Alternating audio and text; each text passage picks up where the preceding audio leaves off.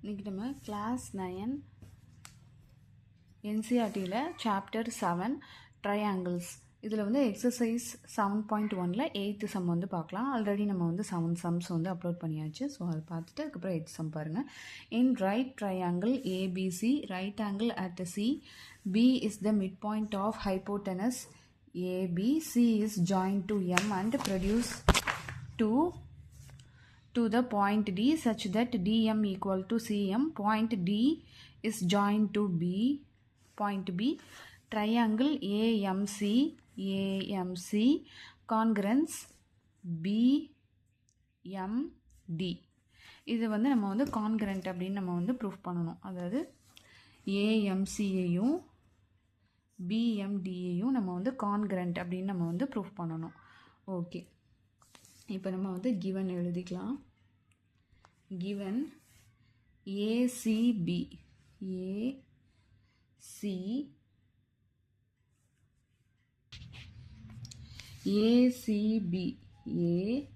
angle ACB equal to 90 degree. ஏன்னா இது ACB இதிலே அவங்க என்ன இந்த சைடு வந்து இப்போ நமக்கு 90 டிகிரி வந்து ஃபார்ம் ஆகிருக்கு. So 90 degree. இதில் வந்து இந்த எம்முங்கிறது வந்து மிட் பாயிண்ட்டு. எதோட மிட் பாயிண்ட்டு? ஏக்கும் பிக்கும் உள்ள ஒரு மிட் பாயிண்ட்டு. ஸோ நம்ம அதையும் எழுதுகிறோம். M is the mid point of M. இந்த ஏபிங்கிறதுல வந்து எம்முங்கிறது ஒரு மிட் பாயிண்ட்டு.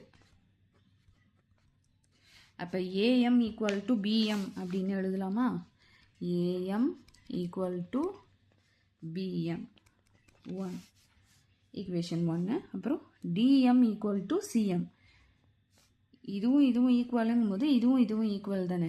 ஸோ டிஎம், அதாவது இந்த ஏபிங்கிற ஒரு இதில் வந்து எம்முங்கிறது ஒரு மிட் பாயிண்ட். அப்போ ஏஎம் ஈக்குவல் டு பிஎம்னு எழுதிடலாம், சிஎம் ஈக்குவல் டு டிஎம் அப்படின்னு எழுதிடலாம். ஸோ இது வந்து ஈக்குவேஷன் 2 ப்ரூவ். என்ன ப்ரூவ் பண்ண சொல்லியிருக்காங்க? triangle AMC congruent triangle BMD. இதை வந்து அதாவது ஏஎம்சியையும் பிஎம்டியையும் நம்மளை வந்து கான்கிரண்ட் அப்படின்னு சொல்லியிருக்காங்க. இப்போ ப்ரூஃப் போயிடலாம். லைன்ஸ் சிடியும் ஏபியும் இன்டர்செக்ட் ஆகிருக்கு. அதாவது லைன்ஸ் சிடிங்கிறது ஒரு லைனு, ஏபிங்கிறது ஒரு லைனு. ஸோ சிடியும் ஏபியும் இன்டர்செக்ட் ஆகிருக்கு. எந்த இடத்துல இன்டர்செக்ட் ஆகிருக்கு? எம்முங்கிற ஒரு இடத்துல வந்து இன்டர்செக்ட் ஆகிருக்கு. So lines CD and AB இன்டர்செக்ட்னா ரெண்டும் அதில் வந்து மீட் பண்ணியிருக்கு. ஸோ அதான் வந்து இன்டர்செக்ட். நெக்ஸ்ட்டு ஆங்கிள் ஏஎம்சி, ஏஎம்சியும் ஆங்கிள் பிஎம்டி, இது ரெண்டுமே வெர்டிக்கலி ஆப்போசிட் ஆங்கிள்ஸ். இந்த ஏஎம்சியும் ஏஎம்சி பிஎம்டி, பி இங்கே எம்டி. நான் வந்து உங்களுக்கு புரியணுங்கிறதுக்காக இதை எடுத்து போடுறேன். அதாவது ஏஎம்சி இது வந்து ஒரு ஆங்கிள், பிஎம்டி இதுவும் ஒரு ஆங்கிள். ஸோ இது ரெண்டுமே வந்து வெர்டிக்கலாக ஆப்போசிட்டாக இருக்குது. அதை தான் நம்ம எழுதுகிறோம். So AMC equal to BMT, இது வந்து வெர்டிக்கலி ஆப்போசிட்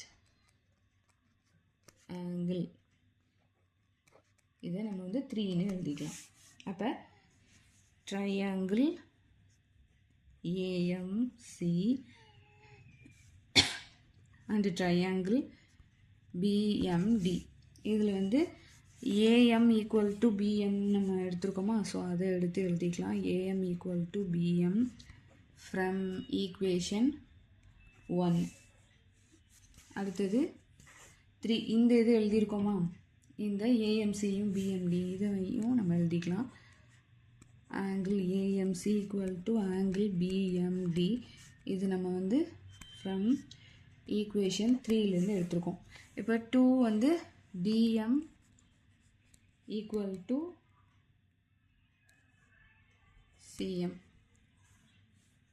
இது வந்து ஈக்குவேஷன், அதாவது ஃப்ரம் 2லேருந்து ஈக்குவேஷன் 2லேருந்து எடுத்திருக்கோம். இப்போ இது ரெண்டுமே வெர்டிக்கலி ஆப்போசிட் ஆங்கிள்ஸ் தான்.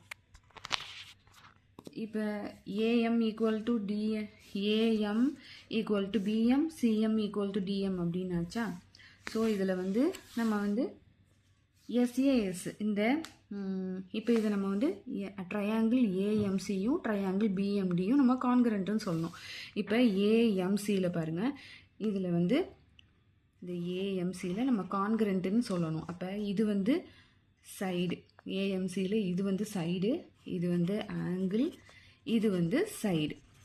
So side angle side. அப்போ இது வந்து SAS கான்கரன்ஸ் ரூல். அதே மாதிரி இந்த சைடு பார்த்துடலாம். BMD இதில் வந்து இந்த இடம் வந்து சைடு, இது வந்து ஆங்கிள், இது வந்து சைடு.